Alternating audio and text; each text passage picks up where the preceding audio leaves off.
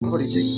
નમસ્કાર, હું દીપાબેન બામણિયા, કોળી સેના પ્રમુખ, ગીર સોમનાથ જિલ્લા તથા જુનાગઢ જિલ્લા. બેન, આજરોજ તમે ઉના તાલુકાના ગાંગડા, સનખડા, ખત્રીવાડા ગામ જે વરસાદમાં પ્રભાવિત થયા હતા, લોકોને પારાવાર મુશ્કેલી થઈ છે, ત્યાં તમે તે લોકોની મુલાકાતે ગયા હતા, શું કહેશો આપ?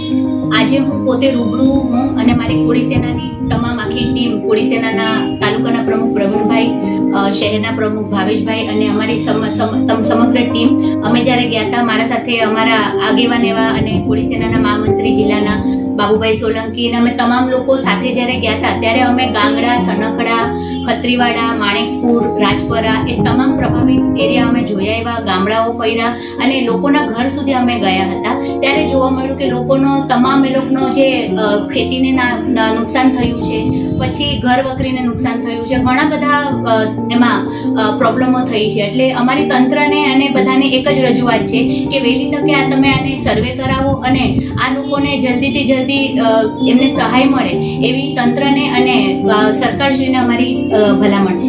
બેન, ખાસ વાત કરી તો રાજપરામાં બોટોમાં વ્યાપક નુકસાની છે, શું કહેશો?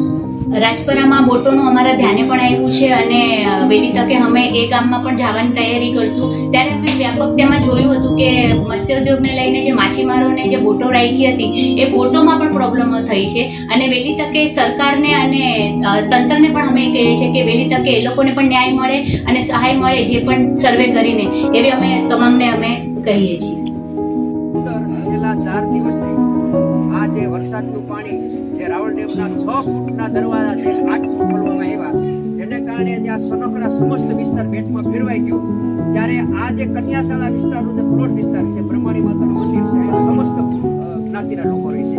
અને એની પરિસ્થિતિ એવી હતી કે ખાસ મુખ્ય મહત્વનું જે ટેકનિકલ કારણ એ છે કે રાવલ ડેમમાંથી પાણી છોડવામાં આવે ત્યારે સોશિયલ મીડિયામાં અમુક નેટવર્ક બંધ હોય. તો મારી વિનંતી એ છે દીપાબેનને કે ગ્રામ પંચાયતના સ્થાનિક તંત્ર અને પોલીસ દ્વારા અથવા કોઈ માણસ મૂકીને જો લાઉડસ્પીકર દ્વારા જાહેરાત કરવામાં આવે તો આ માણસ આપત્તિ વ્યવસ્થામાંથી શા માટે બચે? કારણ કે એની પર ભરોસો, સોશિયલ મીડિયામાંથી અમુક લોકોનો ભરોસો ન હોય, પણ સરકારનો માણસ એમ કહે કે પાણી આવે છે, આ પરિસ્થિતિમાં બધાનો સામાનથી પોતાની સલામતી માટે અન્ય જગ્યાએ ખસેડાય. તો એવી વિનંતી છે કે રાવલ ડેમના તાત્કાલિક કંટ્રોલ રૂમમાં 24 કલાકમાં અમારા સનખડાના 5 યુવાનો એવા નંબર રાખે અને અહીંયા ગામમાં આવીને જાણ કરે તો જેથી કરીને બચી ગઈ.